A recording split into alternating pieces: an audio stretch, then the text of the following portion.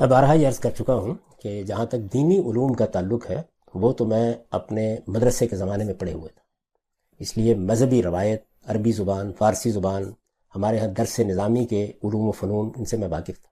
تو اس وجہ سے مذہب کے معاملے میں ایسا نہیں تھا کہ میں کوئی بیگانہ تھا اس سے.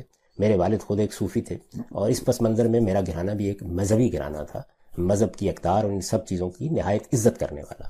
ہمارے خاندان کی گاؤں میں اپنی مسجد تھی اور میرے اپنے اعزاء اقربا وہاں پر خدمات انجام دیتے رہے ہیں. تو اس وجہ سے یہ تو کوئی سوال ہی نہیں تھا. مولانا سید ابو اللہ صاحب مودودی کا اقتباس آپ نے پڑھا ہے.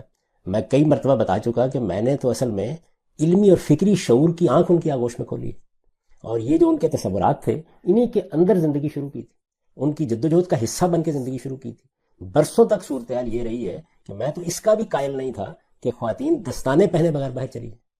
آپ کی اپنی اہلیہ کا بھی یہی معاملہ تھا؟ برقع پہنتی رہی. میری والدہ تو وہ برقع پہنتی تھیں جو آپ جس کو کہتے ہیں کہ وہ ایک ٹوپی والا برقع ہوتا ہے جس میں سارا کا سارا جسم چھپ جاتا ہے. آپ نے افغانی خواتین کو پہنے ہوئے دیکھا ہوگا. تو اس وجہ سے یہی پس منظر تھا ہمارا.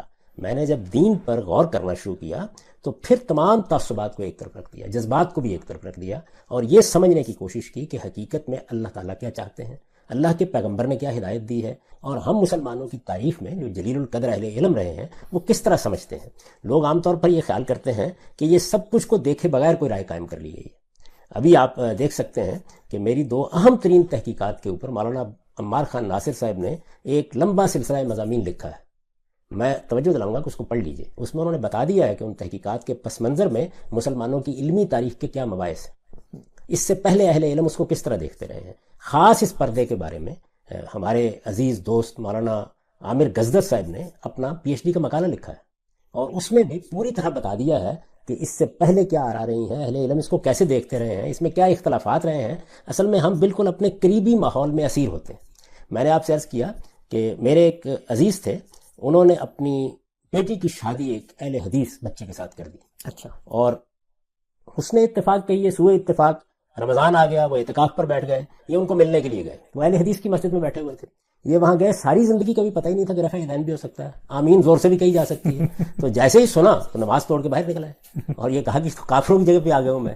تو ہمارے ہاں بھی صورتحال یہی ہے کہ ہم نے اپنے قریب کے علماء سے بعض باتیں سنی ہوتی ہیں، بعض چیزیں صرف بر صغیر میں سنی ہوتی ہیں، اس سے اوپر اٹھ کے کبھی دیکھا ہی نہیں ہوتا. میں نے بہت سے لوگوں کو دیکھا ہے کہ جب وہ پہل اپنے دیہاتوں سے نکل کے حرم میں جاتے ہیں یا مثال کے طور پر سعودی عرب میں ملازمت کرنے کے لیے چلے جاتے ہیں تو بڑی اجنبیت محسوس کرتے ہیں کہ یہ تو کوئی اور ہی دین ہے. اچھا، ابھی انہوں نے تو نوافل نہیں پڑھے، ابھی سنتیں نہیں پڑھی، ابھی یہ نہیں ہوا.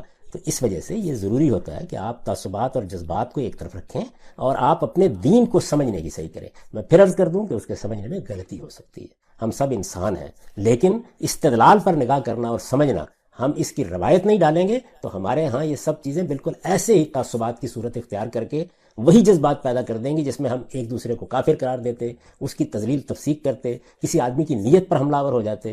ہم بھول جاتے ہیں کہ ہمارے پیغمبر نے کیا رویہ اختیار کیا اس طرح کے معاملات میں، یہ بھی بھول جاتے ہیں کہ اللہ کی ہدایات کیا ہیں. آپ ذرا سورہ حجرات پڑھیے، اجتنبوا کثیرا من الظن ان بعض الظن.